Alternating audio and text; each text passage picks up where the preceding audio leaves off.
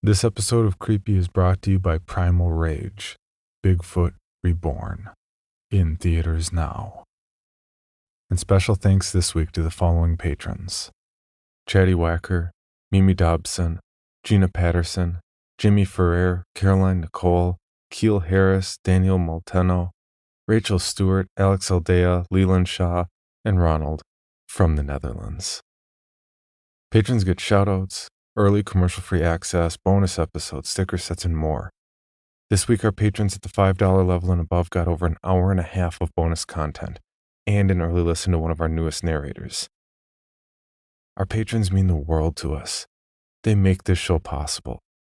If you'd like to see what you can do to support the podcast, please visit patreon.com/creepypod.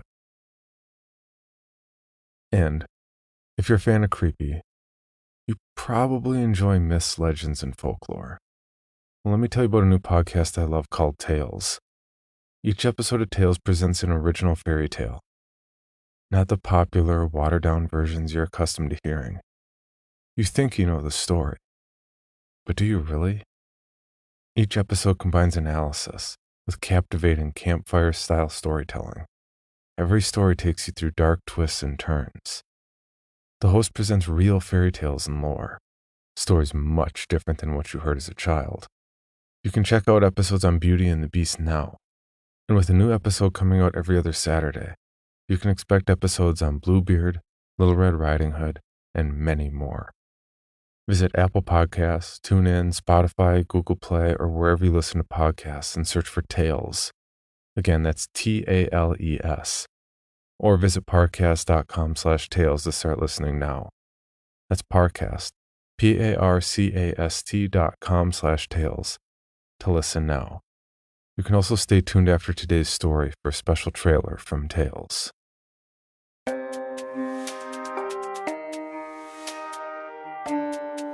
This is Creepy, a podcast dedicated to sharing the most famous, chilling, and disturbing creepypastas and urban legends in the world. Whether these stories truly happened or are simply fabrications is for you to decide. These stories may contain graphic depictions of violence and explicit language. Listener discretion is advised. Creepy presents Ticci Toby, credited to user Castaway,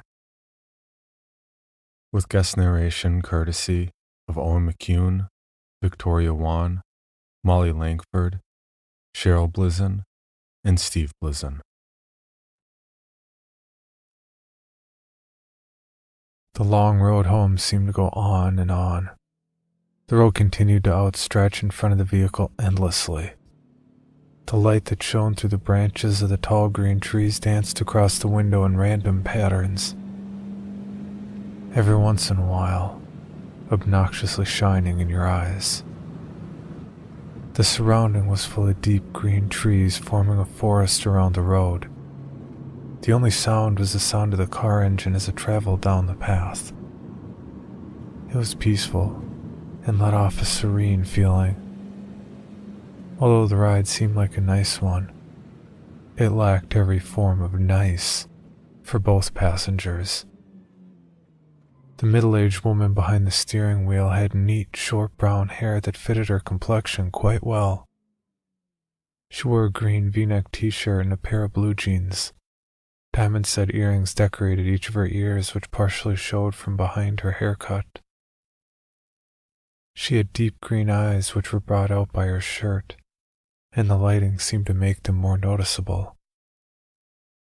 There wasn't much significance to her appearance. She just looked like any average mother that you'd see on TV shows and such. But one thing for sure made her differ from those average mothers, and that was the dark bags under her eyes. Her facial expression was gloomy and sad, although she genuinely looked like one who smiled a lot. She would sniffle every once in a while, and occasionally glance back in the rearview mirror to look back at her son in the back seat, who was hunched over partially, his arms held tight around his chest, and his head pressed against the cold window. The boy lacked any normal appearance. Anyone could plainly see that something was wrong with him. His messy brown hair went in every which way, and his pale, almost gray skin was brought out by luminescent lighting. His eyes were dark, unlike his mother's, and he wore a white t-shirt and scrub pants that had been provided to him by the hospital. The clothes he had worn before were so shredded and blood-stained that they weren't wearable anymore. The right side of his face bared a few cuts along with a split eyebrow. His right arm was bandaged all the way up to his shoulder, which had been shredded when his right side had hit the shattered glass. His injuries appeared to be painful, when really, he couldn't feel a thing. He never could feel a thing. That was just one of the glories about being him. One of the many challenges he had to face growing up was growing up with the rare disease that caused him to be completely numb towards pain. Never before had he felt himself get hurt. He could have lost an arm and felt nothing. That, and another major disorder he had faced, was the one that deemed him many insulting nicknames in the short time he attended grade school, before he was moved to homeschooling. His Tourette's syndrome, which caused him to tick and twitch in ways he couldn't control. He would crack his neck uncontrollably and twitch every once in a while.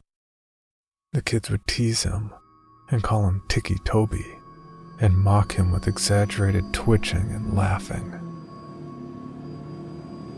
It got so bad he turned to homeschooling. It was too hard for him to be in a common learning environment with seemingly every kid poking, or more like stabbing, fun at him. Toby stared blankly out the window. His face was empty of any depictable emotion, and every few minutes his shoulder, arm, or foot would twitch. Every bump that the car tires hit made his stomach turn. Toby Rogers was the boy's name, and the last time Toby remembered riding a car was when it crashed.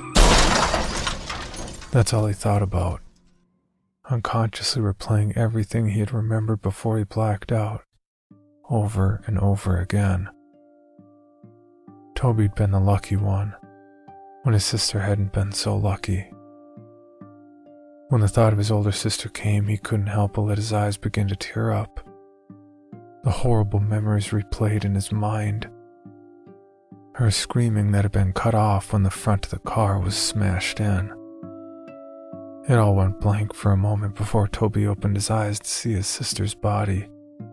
Her forehead pierced with glass shards. Her hips and legs were crushed under the force of the steering wheel. Her torso pushed in from the late inflated airbag. This was the last thing he had seen of his dear older sister. The road home continued on for what seemed like forever. It took so long to get home due to his mother wanting to avoid passing the site of the crash. When the surrounding gave into a familiar neighborhood, they had both been more than ready to get out of the car and step back into their own home. It was an older neighborhood, with quaint little houses all next to each other. The car drove in front of a little blue house with white window panes. They both quickly noticed the old vehicle that was parked in front of the house, and the familiar figure who stood out in the driveway. Toby felt automatic anger and frustration take over him at the sight of his father who wasn't there. His mother pulled the car into the driveway beside him before turning off the engine and preparing to step out and face her husband. "Why is he here?" Toby said quietly, as he looked back at his mother who reached to open the car door. "He's your father, Toby. He's here because he wants to see you." His mother responded with a monotone voice, trying to sound less shaky. Yet he couldn't have driven up to the hospital to see Lyra before she died. Toby narrowed his eyes out the window.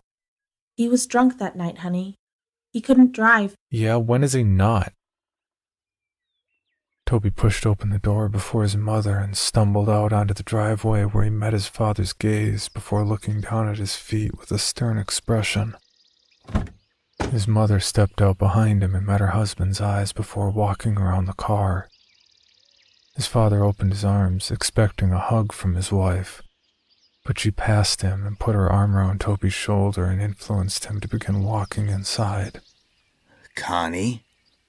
Her husband began to say under a raspy voice. What? No welcome home hug, huh? She ignored her husband's obnoxious words and passed him with her son under her arm. Hey, he's 16. He can walk by himself. His father began to follow them in. He's 17. Connie glared back at him before opening the door to the house and stepping inside. Toby, why don't we get you in your room to rest, okay? I'll come get you when dinner is ready. No. I'm 16. I can walk by myself. Toby said sarcastically, and glared back at his father before stumbling up the small staircase and turning into his room where he slammed the door violently. His little room didn't have much in it. Just a small bed, a dresser, a window, and his walls had a few framed pictures of his family, back when they were a family. Before his father became an alcoholic and acted violently towards the rest of his family.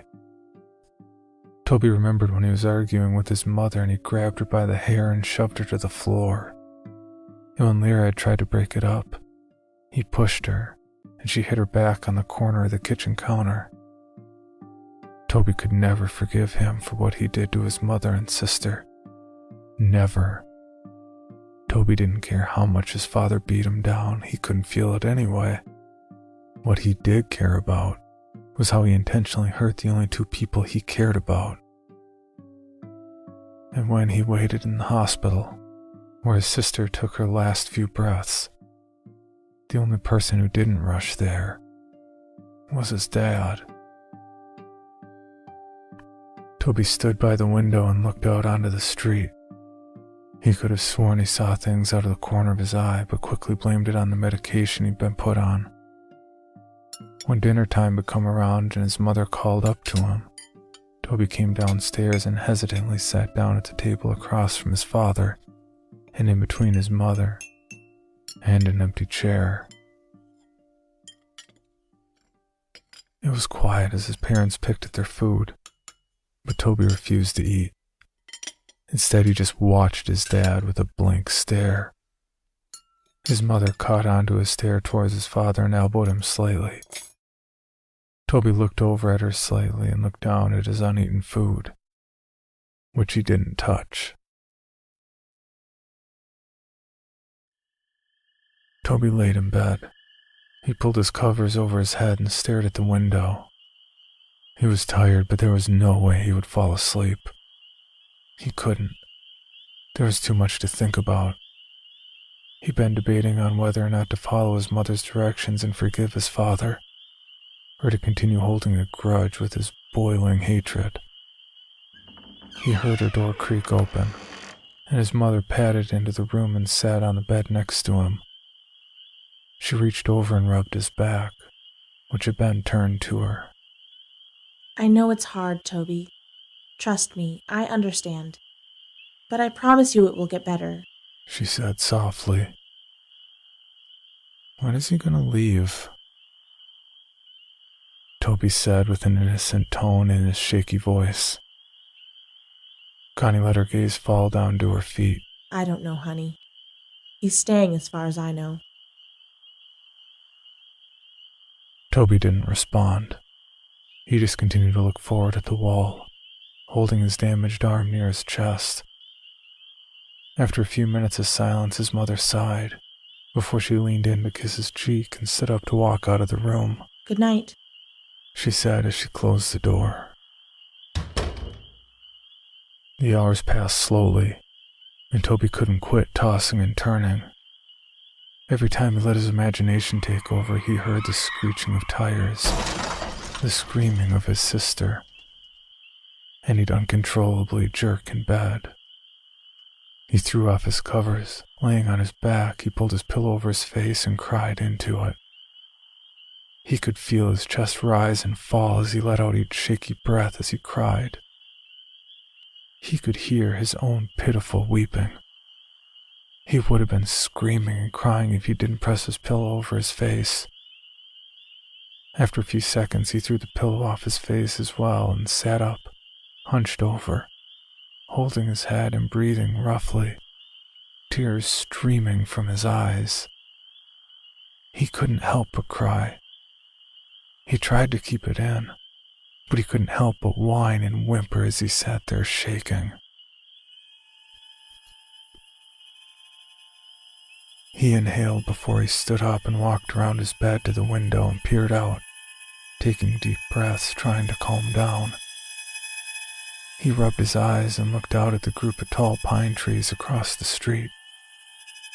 He stopped suddenly, and his gaze slowly centered on something standing under the streetlight.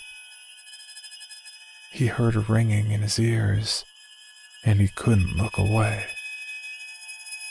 A figure stood beside the streetlight, about 2 feet shorter than it, long arms draped at its sides as it stared up at him with non-existing eyes. The figure had no features whatsoever. No mouth, no nose, yet it held Toby's hypnotized stare, seemingly peering into his very being. The ringing in his ears grew louder and louder each second he stared before suddenly it all went black. The next morning, Toby woke up in his bed. He felt different. He wasn't tired at all. And when he consciously woke up, it felt like he'd been lying there, awake for hours. He had no thoughts flowing through his mind. He sat up slowly and stumbled over to the wall, but when he stood up, he automatically felt dizzy. He stumbled to the doorway and walked down the stairs. His parents were sitting at the table. His father was tuned in with a small TV that sat on the countertop, and his mother reading the newspaper. She quickly looked over when she felt Toby's presence looming behind her. Well, good morning, sleepyhead. You've been sleeping forever. She greeted him with a hesitated smile. Toby slowly looked over at the clock and noticed it was 12:30 p.m. I made you breakfast, but it got cold. I was going to wake you, but I felt you needed sleep. Her expression fell from happy to worried as her son resisted responding to her. Are you all right? Toby stumbled over and sat by his father. He felt as if he was on idle and had no control over his actions. He was seeing everything he did, but it didn't seem to register in his brain properly. He reached out to his father's arm, but his hand ended up getting slapped. His father turned to him abruptly and pushed his chair over with his foot. Don't touch me, boy! His mother stood up. All right, knock that off. That is the last thing we need. The days went by, and things continued on as they were. Connie spent most of her time cleaning up the house, and her rude husband spent most of his time ordering her around. It was just how it used to be before the crash. Toby never left his room. He would sit by his bed and tremble. His mind would wander. His thoughts changed too fast to be remembered. He would pace around his small room like a caged animal, or stare out the window. The unhealthy cycle continued. Connie continued to be pushed around by her husband, being way too submissive to him, and Toby remained in his room. Before he could think twice, he would begin to chew on his hands, tearing the flesh from his fingers. He would gnaw his hands until they bled. When his mother walked in on him while he was doing so, she reacted horribly. She rushed him downstairs and grabbed the first aid kit, wrapping his hands in it. She demanded that he wouldn't leave her side from then. He isolated himself so much that he grew to hate being around others. His memory grew glitchy as well. He started missing memory of minutes, hours, days, and so on. He began talking nonsense about things completely unrelated to conversations he would have. He'd go off about seeing things, sharks in his sink as he washed the dishes, hearing crickets in his pillows, and seeing ghosts outside his bedroom window. All the nonsense landed him in a counselor's office. His mother grew too anxious about his mental health. She decided it'd be good for him to talk to a professional about what he was feeling. Connie walked Toby into the building, holding his hand and guiding him in. She walked him up to the front desk and began talking to the lady who sat behind it. Mrs. Rogers? Yes, that's me. We're here to see Dr. Oliver. I'm here with Toby Rogers. Yes, right this way. The lady stood up and led them down a long hallway. Toby looked at the framed artwork down the halls and tuned into the sound of the lady's high heels on the hardwood floor. She opened the door to a room with a table and 2 chairs. If we can get him to sit in here for a few minutes, I'll get the doctor. She smiled and held the door open. Toby stumbled into the room and sat down at the table. He looked over at his mother and the lady before the door slowly shut behind them. He looked around the room before he held up his tightly bandaged hands and began to bite at the bandages to unwrap them, but was interrupted as the door swung open and a young woman in a black and white spotted dress and light blonde hair stepped in, holding a clipboard and a pen. Toby? She asked with a smile. Toby looked up at her and nodded. Nice to meet you, Toby. My name is Dr. Oliver. She put her hand out to shake, but hesitantly pulled away when she noticed his bandages. Oh. She smiled nervously before clearing her throat and sitting in the chair across the table from him. So I'm going to ask you a few questions.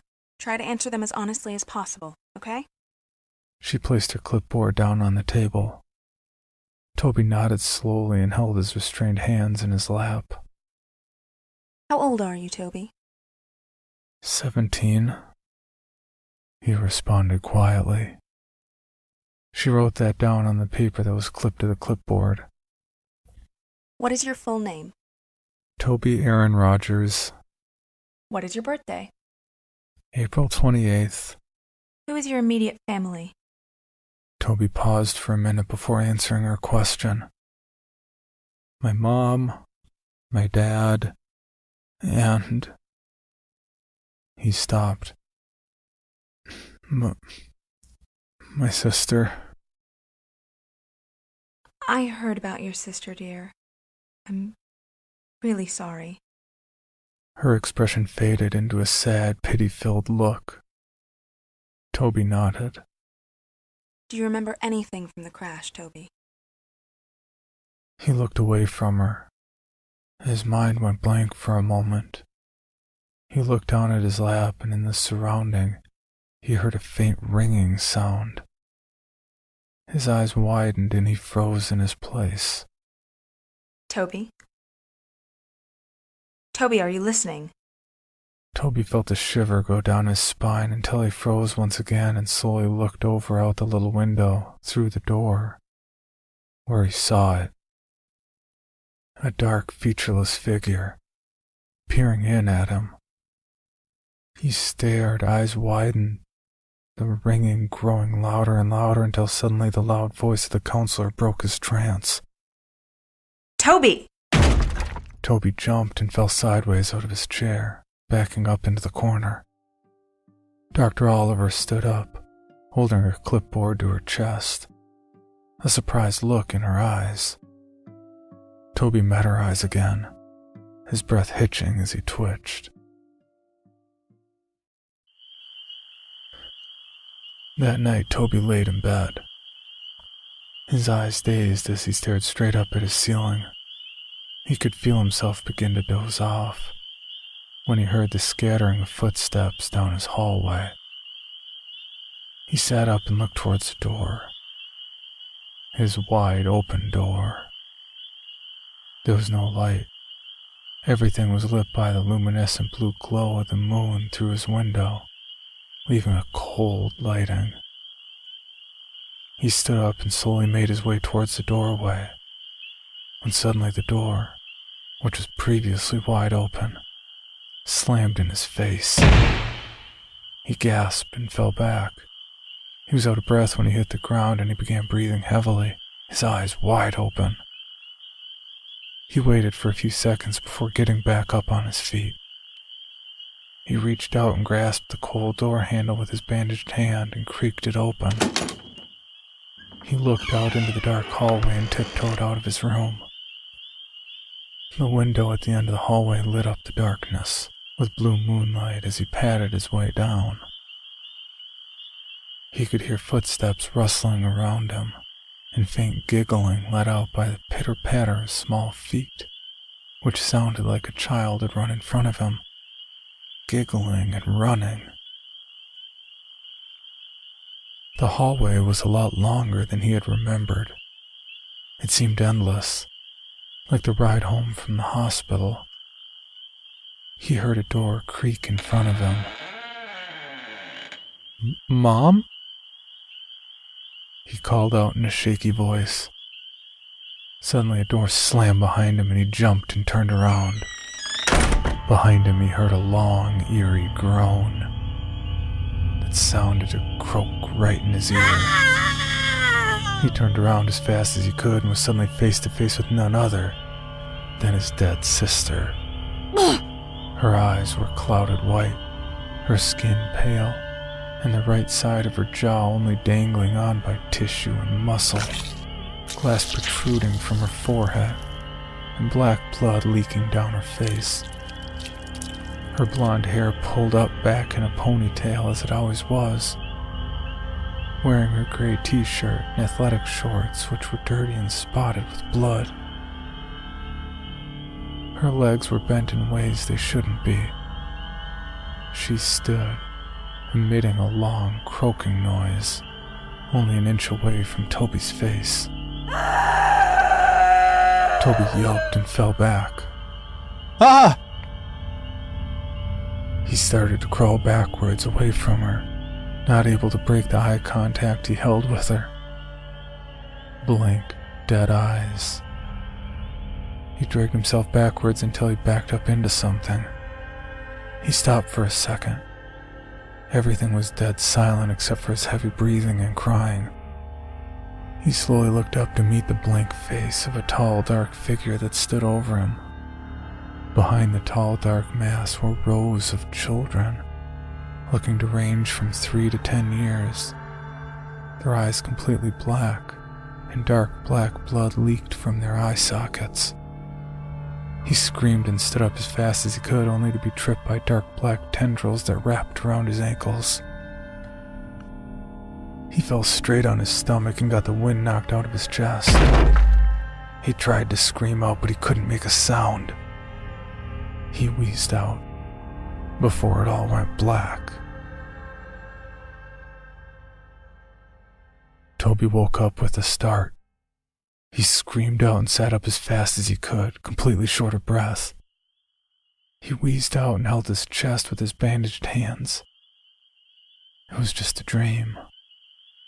Just a dream. He laid back down on his bed and rolled over to his side. It felt like a giant weight had been lifted off his chest, and he took in deep breaths. He stood up and padded over to his window.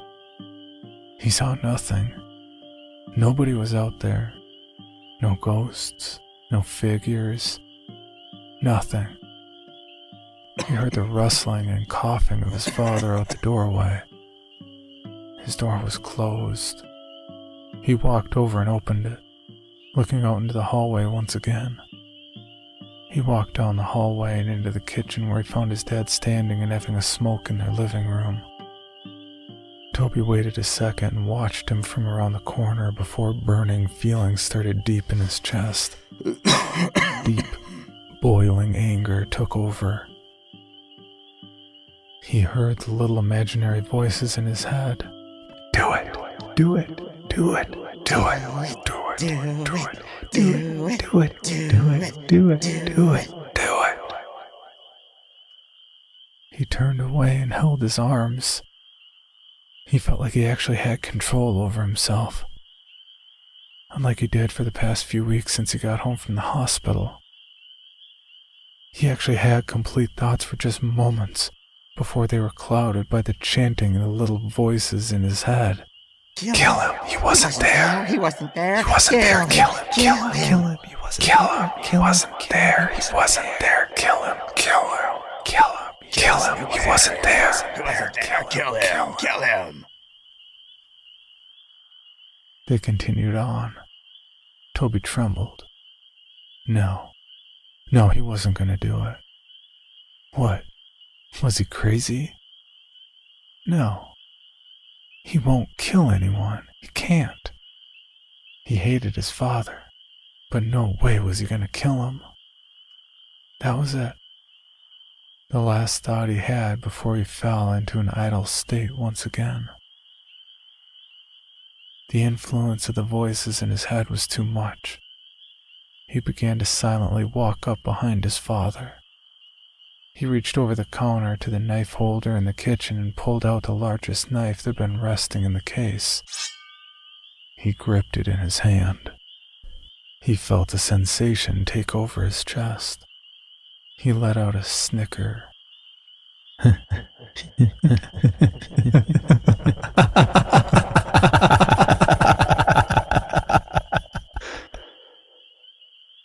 He began laughing so hard he had to gasp for breath.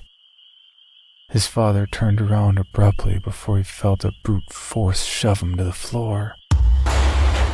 He grunted as the air was knocked out of him. What? He looked up at the boy who stood over him, grasping the kitchen knife in his hand. What? Toby, what are you doing? He went to sit up and put his hands out in front of him in self-defense. But before he knew it, Toby was on top of him. He went to grab at his neck, but his father reached out and blocked his hands by grabbing onto his wrist. Stop! Get off me, you little fucker! He yelled, and with his other hand he threw an off-center punch towards Toby's shoulder. But he didn't stop. The look in Toby's eyes was not sane. It looked as if a demon had taken control.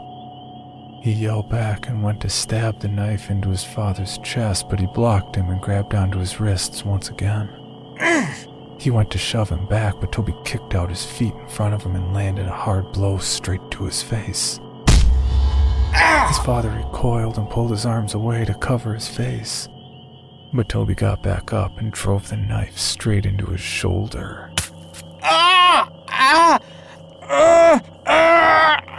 His father let out a loud cry and went to pull the knife out. But before he could, Toby threw his fist straight into his face. He began to pound his fists into his head, laughing and wheezing. He cracked his neck and grabbed the knife and ripped it out of his shoulder. He drove it deep into his dad's chest and repeatedly stabbed it into his torso, blood spilling out and getting splattered everywhere. He didn't stop until his father's body went still. He threw the knife over to the side and leaned over his body, coughing and panting. He stared at his smashed-in face and sat there twitching, until a loud scream broke the silence. He looked over to see his mother standing a few feet away, covering her mouth, tears streaming down her eyes. Toby! Why did you do that? Why? Toby stood up and began to back away from his father's bloody corpse. He began to back out of the kitchen. He looked down at the blood-soaked bandages on his hands and looked up at his mother one last time before he turned and ran out of the house. He ran into the garage and slammed his hand into the control panel on the wall and pushed the button to open the door. Before he ran out, he looked at his father's 2 hatchets that had been hanging on the tool rack above the table full of jars, filled to the brim with old rusted nails and screws. One hatchet was new. It had a bright orange handle and a shiny blade. The other was old with a wooden handle and an old dull blade. He grabbed both and looked down at the table, and his eyes met a box of matches. And under the table was a red gasoline tank. He held both of the hatchets in one hand and grabbed the matches and gasoline before running out of the garage, down the driveway, and up the street. As he approached the street light that he could see out his bedroom window, he heard police sirens in the distance. He turned around and the red-blue flashing lights came rushing down the street. Toby stood for a second before he pulled open the cap on the gasoline tank and ran down the street spilling gasoline all over after him. And he turned to run into the trees. He poured the last bit of gasoline out before he reached into his pocket and pulled out a match. He struck it against the box and immediately dropped it. In an instant, flames burst out around him. The fire caught onto the trees and the bushes around him, and before he knew it, he was surrounded by fire. The silhouettes of police cars were visible through the flames as he backed away into the forest. He looked around, but his vision was blurred. His heart was pounding, and he closed his eyes for a moment. This was it. This was the end. Toby felt a hand on his shoulder.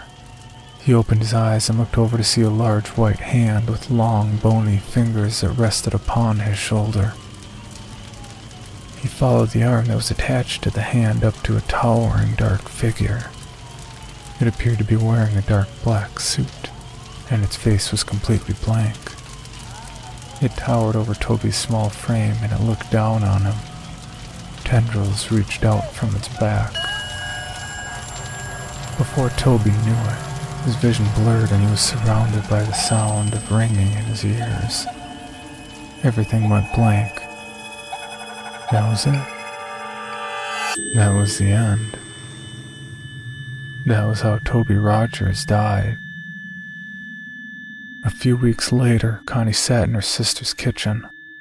Her sister Lori sat next to her drinking a cup of coffee. About 3 weeks ago, Connie lost her husband and her son, and a few weeks before that she lost her daughter to a car crash. Since then she moved in with her sister. The police were keeping her busy. They'd just finished cleaning up the case, and the story had been released 2 weeks ago. The focus of the world seemed to have shifted to completely new stories. Lori switched on the TV to a news broadcast. On the TV, the news reporter began introducing the new headline. We have breaking news. Last night, there has been a reported murder of 4 individuals. There are no suspects yet, but the victims were a group of middle school kids who had been out in the woods late last night. The kids had been bludgeoned and stabbed to death. The investigators had discovered a weapon at the crime scene, which appears to be an old, dull-bladed hatchet, as you can see here. The picture changed to show snapshots of the weapon exactly as it was left on the crime scene. Investigators had pulled the name of a possible suspect, Toby Rogers, a 17-year-old boy who, a few weeks ago, had stabbed his father to death and tried to cover up his escape by setting a fire in the streets and forest around the neighborhood. Although they had believed the young boy had died in the fire, investigators suspect that Rogers may still be alive, due to the fact that his body was never found.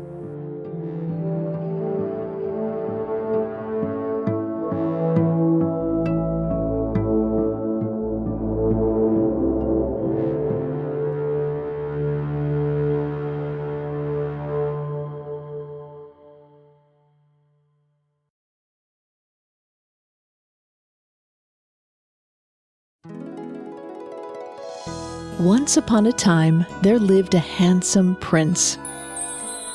But an evil fairy transformed him into a frog, he was cursed to remain so until he found a wife.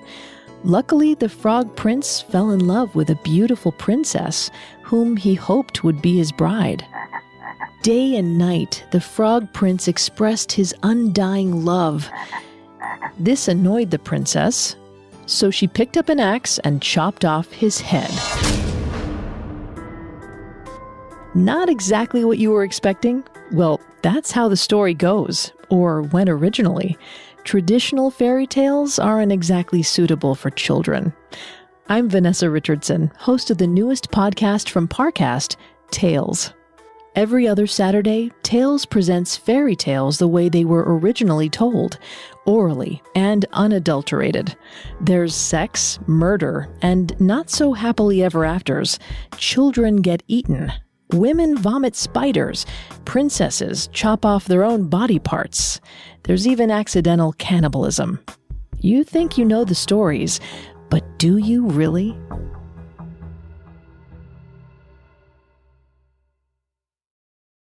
For more information, including pictures and videos of the stories told on this podcast, or to suggest stories for future episodes, please visit us at CreepyPod on Twitter, Instagram, and Facebook, or email us at creepypod@gmail.com.